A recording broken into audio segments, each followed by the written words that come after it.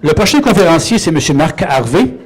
En 1973, le premier choc pétrolier et la crise de l'environnement naissante ont convaincu Marc Harvey, étudiant en architecture à cette époque, d'orienter ses recherches et son militantisme vers l'écologie appliquée, la conservation de l'énergie, l'habitat minimal, le recyclage, le transport actif, les énergies renouvelables.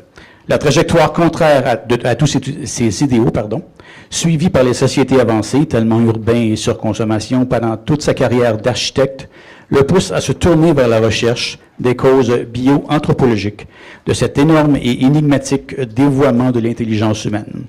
20 ans de cette recherche l'ont amené à développer une théorie darwinienne de l'origine de l'intelligence humaine qui explique son dévoiement actuel, mais permet aussi de ne pas désespérer de son avenir.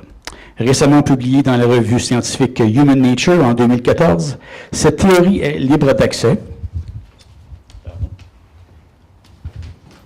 sur Internet. Il y a un lien que je pourrais vous envoyer si ça intéresse certains.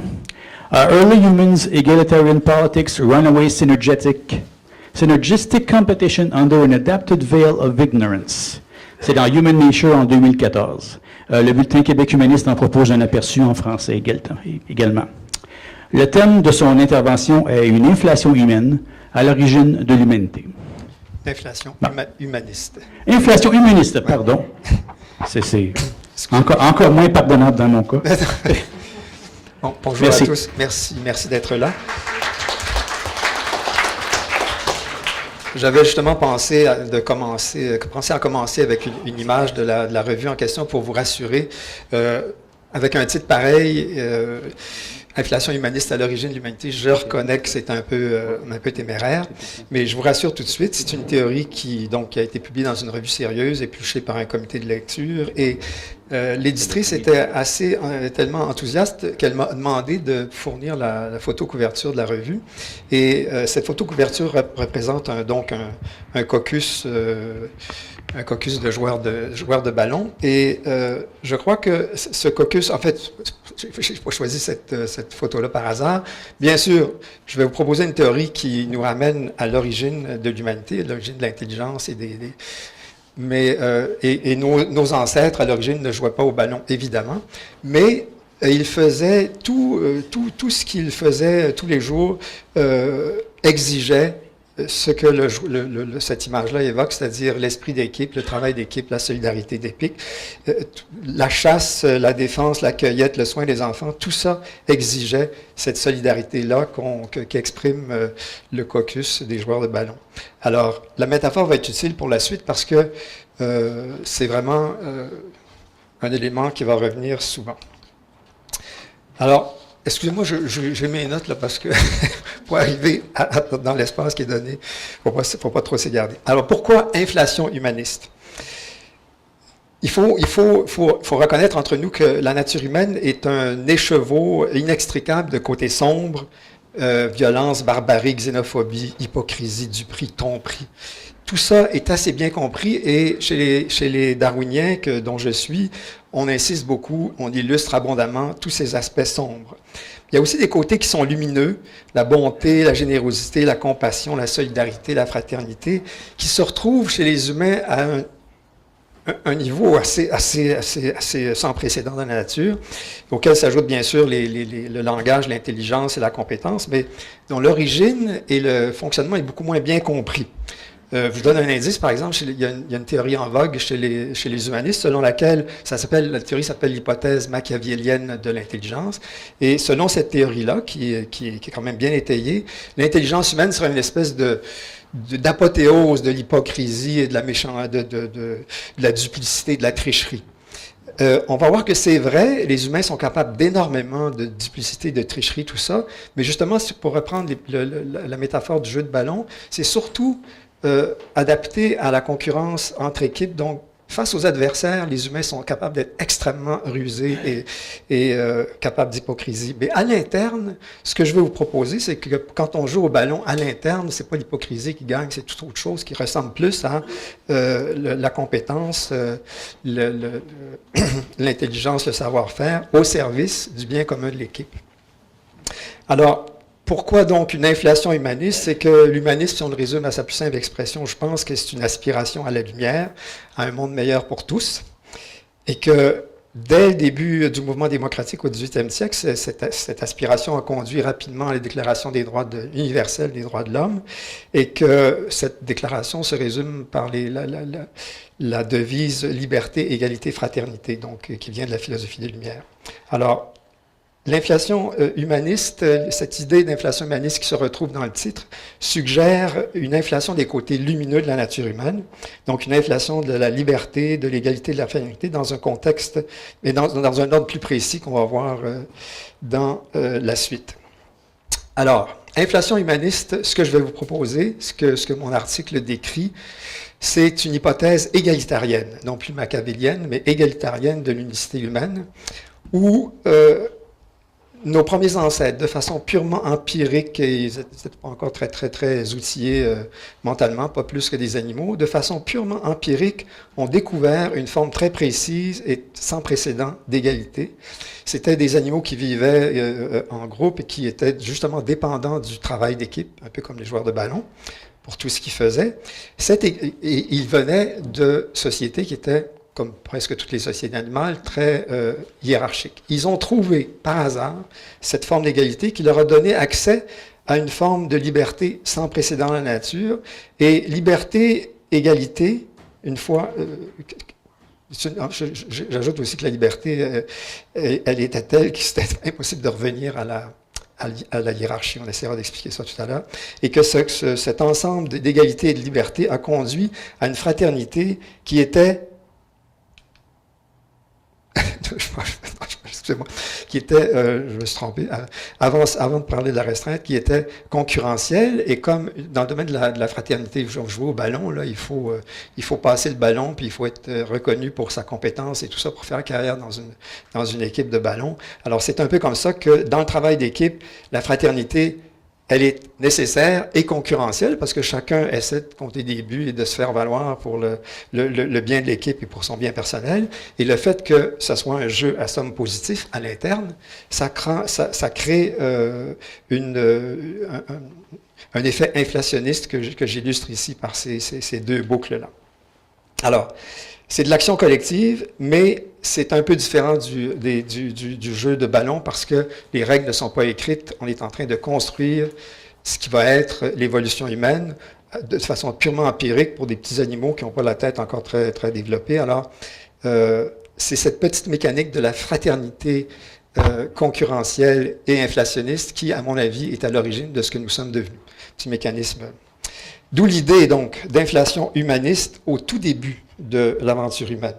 D'après moi, c'est dès Homo erectus, je n'ai pas le temps de vous expliquer pourquoi, mais ça veut dire il y a 2 millions d'années. Ça commence comme ça, à pas grand-chose, mais avec ce petit moteur-là, on va arriver à de grandes choses. Alors, une précision ici, est-ce que... Oui, la restreinte. On parle de fraternité restreinte parce qu'on est dans un domaine de travail d'équipe, concurrence entre équipes, et bien sûr, la bonté, la générosité, la compétence et tout ça, ça se produit dans l'intérêt de l'équipe, mais très souvent, face à l'adversaire, c'est plutôt le contraire. On rentre dans le domaine, justement, de la duplicité, de la tricherie et tout ça. Donc, la fraternité dont je vais parler, c'est vraiment, il ne faut pas faire d'angélisme, là. Nos ancêtres se mettraient, même les Autochtones récemment se mettaient à la marmite les uns les autres. Donc, la fraternité chez les humains, elle est restreinte. Mais comme en physique, si vous vous souvenez, la physique relativiste, il a fallu passer par la relativité restreinte pour arriver à la relativité générale. Ce que je propose ici, c'est qu'il faut bien comprendre la dynamique de la fraternité restreinte, si on veut, comme les humanistes y aspirent, se rendre à la fraternité générale. Alors moi, je vous propose maintenant de faire un exercice théorique pour voir quels sont les rouages de cette fraternité restreinte, mais inflationniste et concurrentielle que je vois à l'origine de l'humanité. Voilà. Donc, un petit modèle théorique.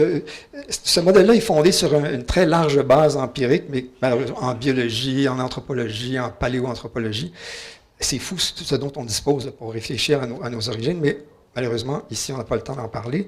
Je vais vous ramener uniquement sur un modèle théorique simple qui fait allusion à des choses avec lesquelles on est très, très familier. Le jeu de ballon vous en donne une idée, et qui se retrouve dans les sociétés animales. Donc, je vous propose une expérience de pensée.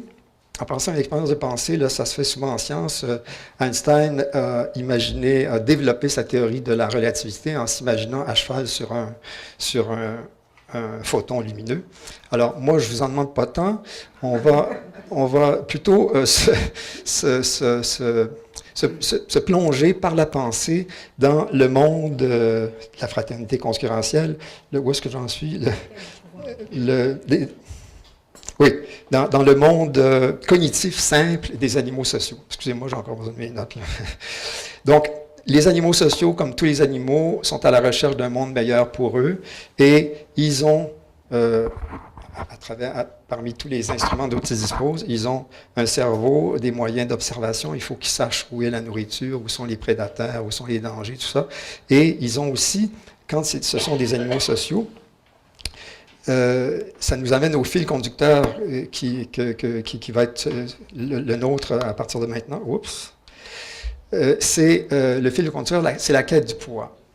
Un animal social, le monde meilleur passe par la quête du pouvoir. Évidemment, la vie en société augmente la promiscuité augmente la concurrence pour les ressources.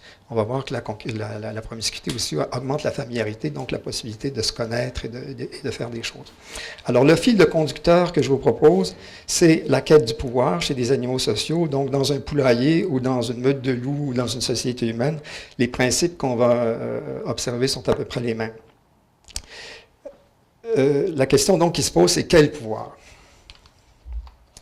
Alors, quand on pense au pouvoir, le premier pouvoir auquel on le pense, c'est le pouvoir de prendre, d'imposer, repousser, dissuader, dominer des adversaires. Mais il y a un autre pouvoir qui est important, sinon plus important, surtout pour les humains, c'est le pouvoir d'attirer, influencer, rassembler des partenaires, des coéquipiers, des pairs.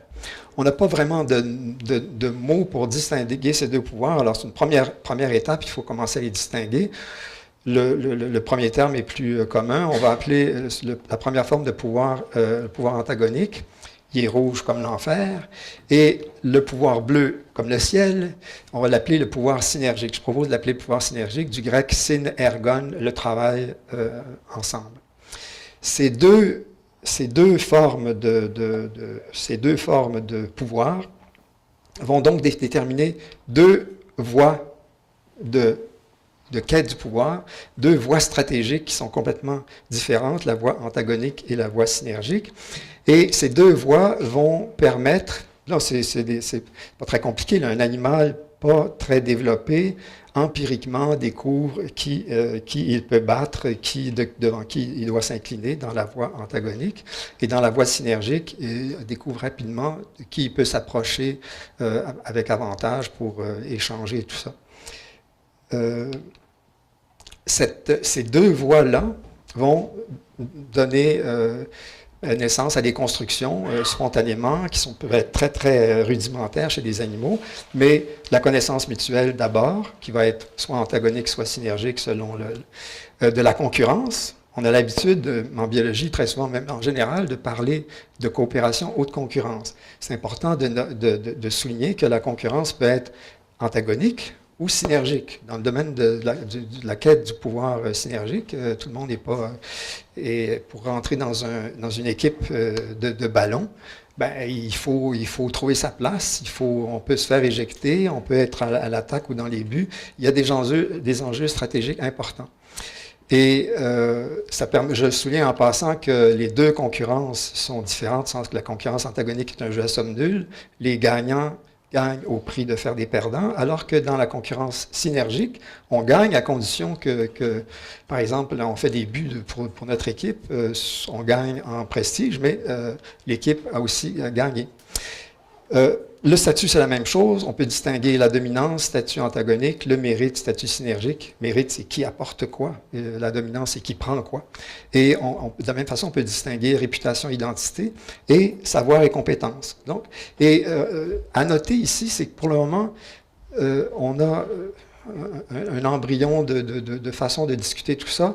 Et on découvre des constructions qui sont toutes de nature cognitive. Connaissance mutuelle, statut, réputation, tout ça, c'est le savoir et compétence, c'est toutes des choses qui n'apparaissent pas à l'observateur. Mais toutes ces constructions qui n'apparaissent pas à l'observateur sont l'effet d'un petit noyau cognitif qu'il s'agit de bien identifier. Ce noyau cognitif, le noyau, le module mental qui fabrique tout ça, qui poursuit la quête de pouvoir, qui demande, qui accumule la connaissance sur les uns et les autres comme adversaires ou comme partenaires, je propose de l'appeler, et je précise aussi que, donc, on parle de la quête de pouvoir en famille, en société, ça commence de bonne heure, ça se poursuit pendant toute l'existence, et ça s'applique aux humains comme aux animaux. Ce petit module-là, ce petit moteur, je propose de l'appeler la construction politique de soi. C'est-à-dire que chaque individu, très tôt, dans une famille ou dans une famille, doit commencer à se construire, et il se construit en antagonisme parfois, et en synergie d'autres fois. Donc les deux voies stratégiques sont possibles et nécessaires, mais la construction de soi, elle obéit à deux tactiques, ou elle doit faire appel à deux tactiques qui sont obligatoires et complémentaires, que ça soit en antagonisme et en synergie. La première tactique, c'est l'apprentissage. Il faut connaître le milieu, il faut connaître le ballon pour pouvoir faire partie d'une équipe. On a beaucoup écrit beaucoup étudié l'apprentissage technique, tout ce qui est de l'ordre de la nourriture, mais il faut se rendre compte qu'il y a aussi quelque chose qui s'appelle l'apprentissage... Où est-ce que je suis rendu? Je suis rendu l'apprentissage politique. Donc, pour qu'un animal soit efficace en politique, il faut très vite très tôt, que ce soit dans la famille ou dans la société, tout le long de son existence, qu'il apprenne qui est qui fait quoi, comment, à quel moment. Et ça, c'est un apprentissage qui se distingue de ce qu'il faut apprendre, qu'est-ce que je dois manger, qu'est-ce que je peux manger, qu'est-ce que je dois éviter. Il y a vraiment un apprentissage qui est de nature purement politique et qui est fondamental pour tous les animaux politiques. Et à cet apprentissage, bien sûr, s'ajoute un autre élément qui s'appelle l'autopromotion. Là, l'enjeu est plutôt publicitaire. Encore, si vous rappelez le jeu de ballon, il faut apprendre à maîtriser le ballon, mais très tôt, pour pouvoir jouer au ballon comme il faut trouver le moyen de se faire admettre dans une équipe et il faut pouvoir jouer au ballon en équipe pour compléter les apprentissages. Et plus les apprentissages s'améliorent, plus le travail publicitaire peut se poursuivre et peut s'améliorer. Alors, ça fait en sorte que, et là, je donne des exemples de ballons, mais la même chose vaut pour, dans le domaine antagonique, il faut apprendre à se battre pour se faire respecter. Imaginez-vous dans une société animale. Et les animaux commencent très tôt à se chicaner en jouant, et très vite, ils commencent à savoir qui est devant qui on doit s'incliner, devant qui je peux voler, qui je peux... Alors, l'apprentissage et autopromotion fonctionnent dans les deux voies stratégiques. Ce sont des tactiques nécessaires et complémentaires. J'ajoute les deux flèches là, pour bien souligner le caractère très, très dynamique de cette petite mécanique qui permet aux animaux, excusez-moi, je reviens bien, qui permet aux animaux d'apprendre à se battre ou d'apprendre à coopérer. C'est vraiment deux stratégies, mais les tactiques sont les mêmes et c'est les tactiques de construction politique de soi. Où en suis-je? Prochaine étape.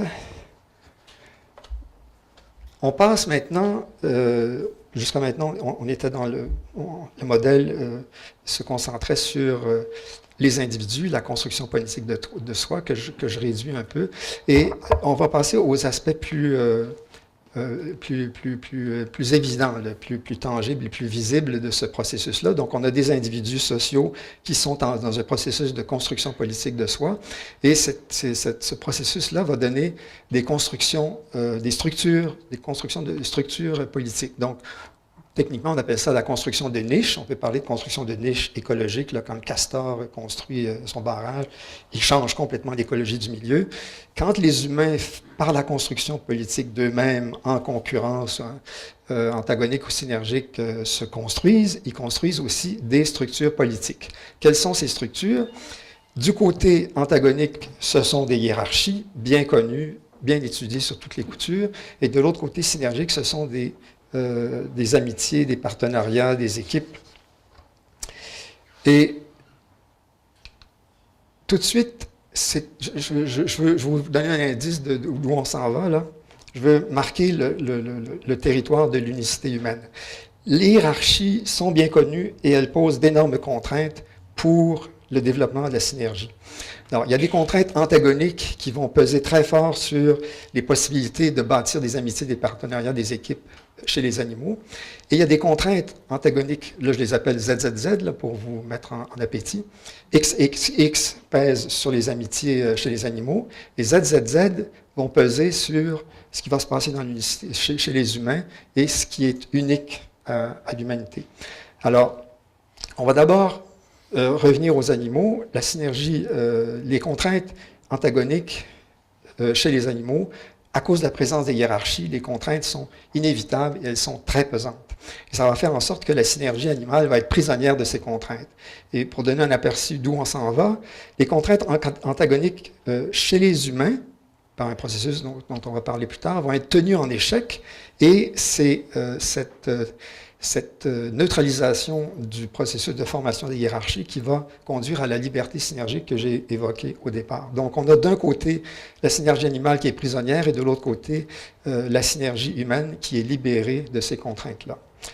On revient temporairement, brièvement, aux effets des contraintes antagoniques qui sont inévitables chez les animaux.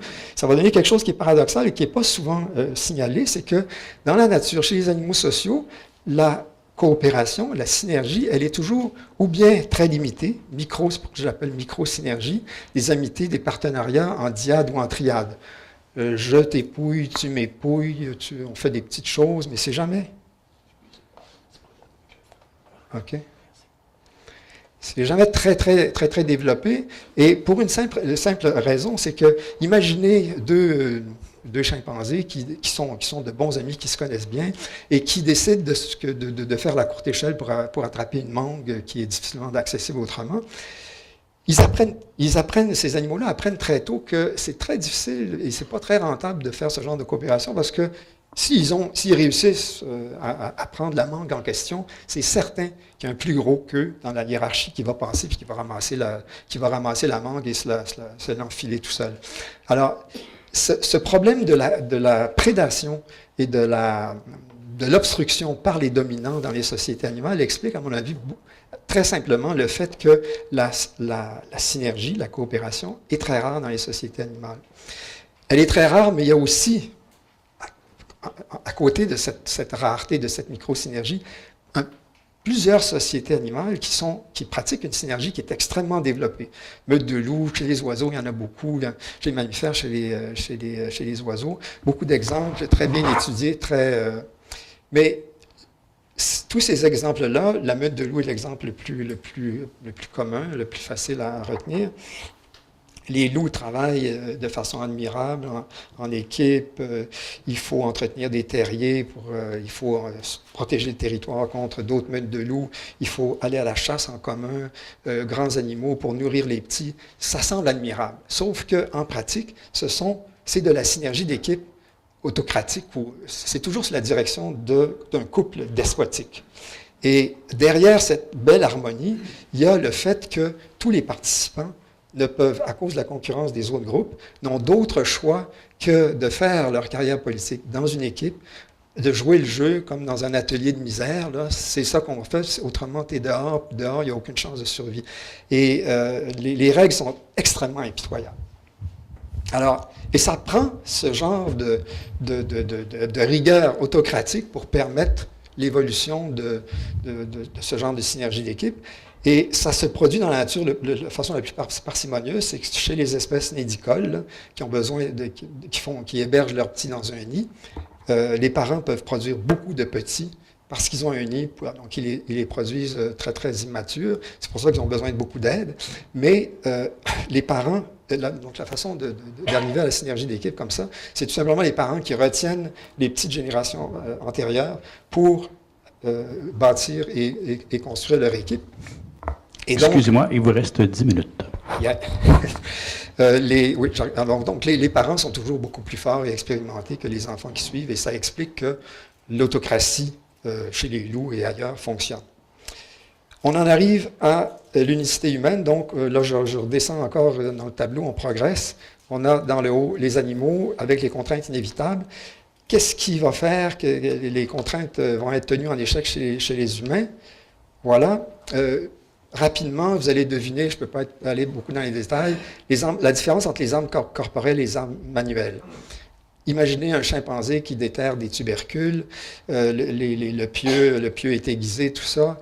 Le jour où il comprend qu'avec ce pieu-là, il peut d'un coup accélérer le pieu puis enfoncer dans le ventre de celui qui l'a humilié précédemment on crée un état un équilibre de la dissuasion parce que les possibilités, les capacités de mutilation mutuelle sont tellement considérables que, empiriquement, à partir du moment où cette idée-là apparaît, il y a une façon d'expliquer comment ça a pu apparaître, à partir du moment où on constate empiriquement qu'on peut se débâtir comme ça si rapidement, ça neutralise complètement la voie de la construction de soi antagonique et ça instaure ce que je propose d'appeler une égalité, mais avec un nom très précis, c'est l'égalité antagonique. Quel est l'effet de cette... Non, avant l'effet, c'est qu'il faut préciser que c'est une égalité antagonique interne au groupe, parce que la concurrence continue entre les groupes et les groupes humains sont rarement tendres les uns avec les autres. Alors, égalité antagonique, ça va avoir pour effet de complètement libérer le champ de la synergie. D'où le terme liberté synergique. Il ne faut pas que j'oublie. En égalité restreinte, d'où la contrainte intergroupe. Mais à cause de l'égalité qui est préalable, cette liberté-là peut devenir inflationniste parce qu'on est entre partenaires d'équipe qui dépendent les uns des autres et qui sont en concurrence synergique, une concurrence synergique qui a là tout l'espace pour se déployer. Donc, qui dit liberté synergique, dit liberté d'association, liberté d'imitation, liberté de discussion. C'est important de se souvenir que tout ça, c'est le produit toujours du même moteur, un moteur cognitif, petit moteur simple, construction politique de soi en apprentissage et autopromotion. Une fois que la voie antagonique est bloquée et qu'on est dans une égalité antagonique, on crée une niche complètement différente où là, la fraternité, la concurrence fraternelle peut vraiment devenir inflationniste. Laissez-moi... donc, le premier effet, c'est que les équipes qui étaient hiérarchiques deviennent égalitaires. Et en pratique, en égalité antagonique, ça implique le partage égalitaire de tous les produits matériels du travail d'équipe. Sur la base de cette égalité antagonique et matérielle, la liberté d'accès à toutes les ressources cognitives et matérielles les plus appréciées, le savoir-faire, la compétence, la connaissance. Donc, toutes ces ressources-là sont accessibles, contrairement à ce qui se passe dans une hiérarchie où la force et tout ce qui s'ensuit n'est pas accepté ou est accessible selon le rang. Là, on a un monde où on a des connaissances qui sont immatérielles, qui peuvent qu'on s'enrichit à partager, parce que le savoir dans une équipe, quand on le partage, tout le monde s'enrichit parce que l'équipe est plus efficace. Donc, libre apprentissage et libre autopromotion, dans ce contexte-là, ça crée un petit moteur qui peut, dès le départ, dès que l'égalité antagonique est établie, le petit moteur commence à tourner sur des bases cognitives extrêmement simples, mais ça tourne comme ça pendant 2 millions d'années, avec un effet cumulatif, parce que chaque génération recommence. Chaque vie commence à zéro, puis on rebâtit en s'inspirant des meilleurs, on se rebâtit très vite un bagage, et chaque génération enrichit son bagage, le transmet aux générations suivantes, mais toujours par le même mécanisme d'apprentissage et libre autopromotion. Tout ça se fait aussi dans la liberté d'association avec les partenaires les plus appréciés. Et liberté de discussion, c'est dommage qu'on ne puisse pas en parler, mais c'est vraiment des animaux qui dépendent de l'action collective et qui doivent, contrairement à ce qui se passe dans une équipe despotique, autocratique, les chefs, d'habitude le couple, décident, donnent les ordres, tout le monde obéit. Là, il n'y a personne qui peut décider d'imposer quoi que ce soit. Et donc, ça instaure dès le départ la nécessité de trouver, d'avoir des moyens de discuter. Les moindres moyens de se faire comprendre, de se coordonner, de faire comprendre nos intentions deviennent de précieux biens publics qui sont tout de suite récupérés par l'apprentissage et l'autopromotion. Et on discute et on fabrique de plus en plus des idées pour comprendre, parce qu'on est engagé dans une action collective face à un monde, contrairement au jeu de ballon, un monde qui est obscur, qui est compliqué à comprendre et qui va nous obliger à discuter abondamment. Et derrière toute cette mécanique-là, l'objectif de la construction de la CPS, la construction politique de soi, dans ce contexte-là, c'est toujours de gagner l'estime, le respect, l'affection, la complicité des pairs. Et les moyens empiriques, c'est toujours la compétence, la connaissance, l'efficacité, la bonté, la générosité au service du bien commun. Alors, c'est un jeu à somme très positive, et c'est pour ça que je parle de fraternité concurrentielle et inflationniste. Ce que j'illustre ici là, en dernière diapo. Et ça conduit à cette conclusion qui nous rappelle la doctrine des philosophes des Lumières, l'intuition n'était pas si mauvaise. Là, on a une égalité qui est antagonique, qui crée une liberté qui est synergique, et donc une fraternité, en troisièmement, qui est concurrentielle, inflationniste, mais restreinte. Il reste à savoir, et ma conviction, c'est que pour passer de la fraternité restreinte à la fraternité générale, il faut vraiment faire attention et passer un peu plus de temps à comprendre la mécanique de la fraternité restreinte à laquelle nos ancêtres excellaient. On est un peu paumé maintenant depuis 10 000 ans, je ne peux pas vous raconter c'est pour ça, au moment du néolithique, les choses ont changé, mais il me semble que si on comprenait mieux nos origines et les côtés lumineux de nos origines et de notre héritage biologique, on aurait des chances, on aurait davantage de chances d'accéder au rêve des humanistes, c'est-à-dire la fraternité générale. Voilà.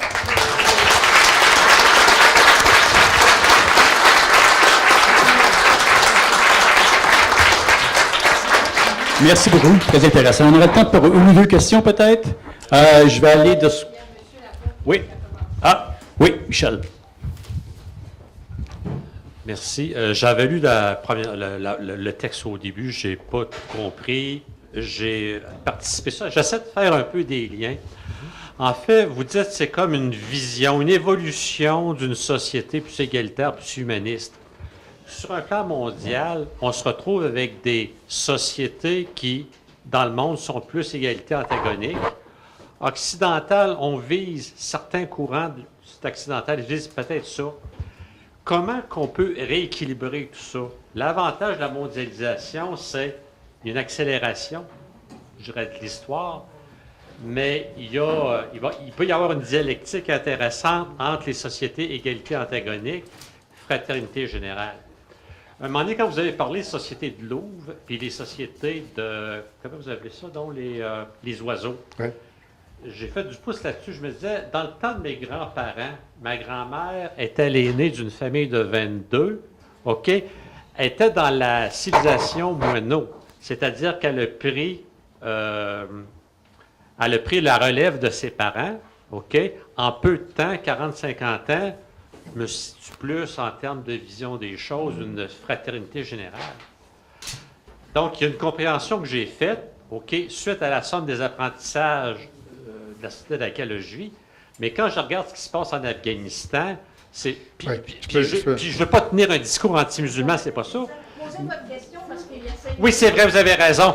Comment, en bout de ligne, on peut en arriver à un modus operandi entre les différentes sociétés? Merci, Madame la réponse est assez simple, là, parce que moi, je crois que l'humanité actuelle a des moyens considérables pour assurer une fraternité générale, mais qu'à notre insu, on est engagé dans une course folle qui attise la concurrence antagonique, parce que la règle de base de la fraternité universelle, ça serait l'égalité matérielle.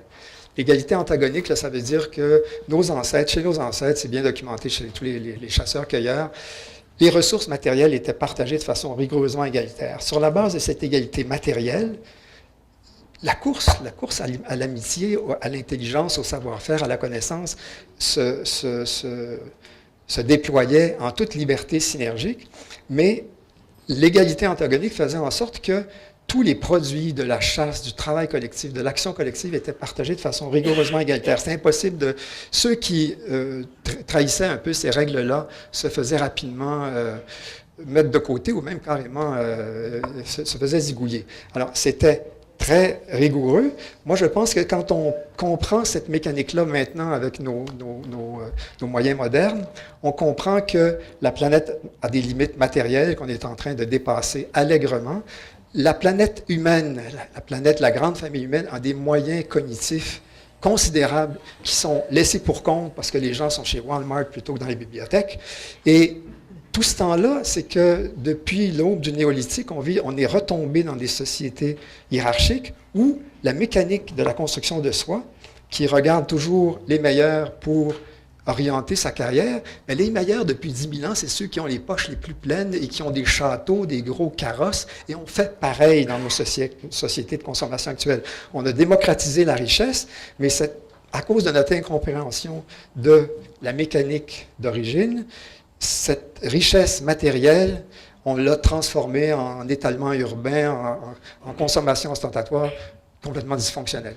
Alors, pour sortir de là, la première règle, c'est s'imposer logiquement, en tant qu'humaniste, une égalité matérielle qui fait que, si on sont entre nous, là, nous, des pays riches, on en a déjà largement pris notre part. On doit s'ingénier à faire des choses avec beaucoup d'efficacité pour laisser de la place aux autres qui n'ont pas encore eu accès. C'est un peu ça la conclusion. Là, Au Bhoutan. Oui.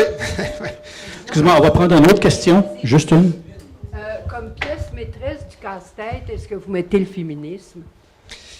Bien, c'est le féminisme. C'est quoi la question? Le féminisme, c'est-à-dire que le féminisme, c'est l'égalité. C'est l'égalité entre les sexes. Il y aurait beaucoup de choses à dire là-dessus. La condition féminine dans les sociétés d'origine, c'était pas le pactole. Sauf que, parce que la dissuasion par les armes, là, il y a du... Hein? La dissuasion par les armes, c'est une affaire d'hommes. Les femmes ont des responsabilités reproductives considérables, allaitement, tout ça. Et ils ne peuvent pas se payer le luxe de s'amuser avec les armes, là. Donc, elles sont exclues de ça. Mais l'égalité que les hommes établissent entre eux font en sorte qu'on tombe rapidement dans la monogamie, on devient des pères responsables, on s'occupe des petits. Et la condition de la femme, en ce sens-là, s'améliore parce que les femmes sont plus égales comme les hommes le sont. Mais surtout, dans le domaine de l'intelligence et tout ça, égales en termes matériellement. Là. Politiquement, c'est pas la même chose. Mais les femmes étant, pour des raisons que je ne peux pas vous expliquer, les femmes dans les sociétés humaines sont en général exogames. Et l'exogamie, ça veut dire qu'à la maturité sexuelle, il faut changer de groupe pour se reproduire. Et ça, c'est extrêmement exigeant en termes de construction politique de soi. Ce qui explique que, très souvent, les femmes sont beaucoup plus dégourdies que les mâles parce que les mâles restent chez eux, ils ont fait passer toute l'adolescence pour se faire des contacts, tout ça. Hein. Les filles doivent traverser le groupe, c'est une aventure extrêmement risquée, et ils doivent se faire des alliances. Donc, les femmes humaines ont recours à des stratégies beaucoup plus subtiles, pas de fanfaronnade, et ils sont obligés en plus d'apprendre, de sauter les barrières linguistiques, apprendre tous les codes du nouveau groupe auquel ils appartiennent. C'est extrêmement exigeant. Donc, ça explique que la condition des femmes, pour toutes sortes de raisons biologiques qui sont intéressantes de discuter, mais qu'on ne va pas discuter, la condition des femmes n'est pas l'idéal. On est en train de faire du chemin, mais un chemin difficile parce que les hommes ont des réflexes très puissants qui les poussent dans la direction inverse. Mais l'égalité des femmes, c'est un projet. L'égalité des sexes, c'est un projet important. Et il faut se rappeler que les conditions d'origine, telles que je les comprends, sont extrêmement exigeantes intellectuellement pour les femmes. Et les femmes, en plus, les femmes sont protégées contre les fanfaronades jusqu'à un certain point, parce qu'ils peuvent être emportés par le même tourbillon. Mais les femmes, c'est pour ça que les femmes réussissent mieux à l'université en ce moment. On leur a donné accès à l'université et ils sont plus disciplinés, plus obéissantes et ils finissent plus souvent leur cursus universitaire que les gars qui ont la casquette à l'envers, qui suivent toutes les règles pour justement se construire dans les groupes. Mais les groupes étant fond de culotte à terre, casquette à l'envers, skate et tout ça, ça fait pas des diplômes très solides à la fin. Alors que les filles regardent les gars, choisissent des gars maintenant qui ont la casquette à l'envers, mais tout ce temps-là, ils continuent leurs études et puis ils finissent par être soutiens de famille. Merci beaucoup.